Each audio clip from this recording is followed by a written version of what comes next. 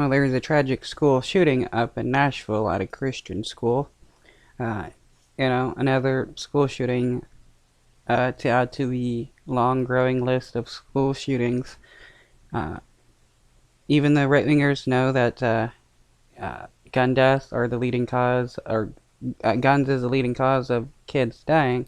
They don't care about, creating stricter gun laws. But hey, don't be a trans person because that is more dangerous to kids.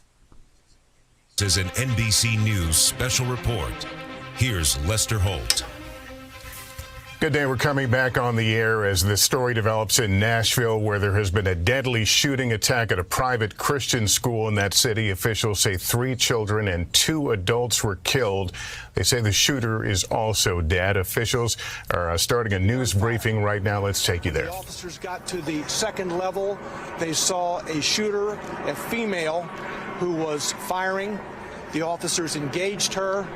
She was fatally shot by responding police officers. Well, good thing these cops weren't cowards like the cops in Uvalde who just stood around letting a person kill people. There would have been probably a higher body count. There was a 5-member team who was on the second floor at that time. 2 individuals from that 5-member team opened fire on the shooter. We know at this point that this shooter is a female.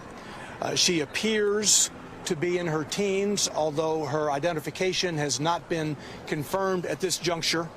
We know that she was armed with at least 2 assault-type rifles and a handgun. Why are teenagers allowed to get these kind of weapons? I mean, why is anybody really allowed to get these kind of weapons? It is not something, we need, a really strict gun laws, training program and the such, a psychological evaluation to happen to make sure that people who aren't in the wrong state of mind or who are looking to, do mass shootings and stuff aren't able to get those guns and commit as many acts of violence as they can. This is an easy problem to solve. It's just right-wingers preventing the solution from happening. We are efforting now to identify her. She entered the school through a side entrance and traversed her way from the first floor to the second floor, firing multiple shots. We now know that there are 3 students who were fatally wounded, as well as 3 adults inside the school. We are working to identify those victims, including the shooter. A total of 7 persons were killed as a result of this morning's incident at the school. By 10:27, the shooter was deceased. The officers had engaged the shooter by 10:27, and she was deceased. Again, I said the first call came in at 10:13 this morning. We'll have more details to give you later in the morning. Chief Drake will be here in a bit.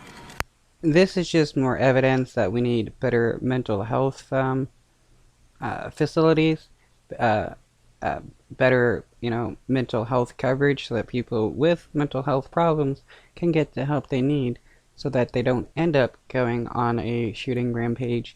And we need better gun laws to prevent people who are unable to get help from accessing those guns. If we can solve one issue, we can solve the other.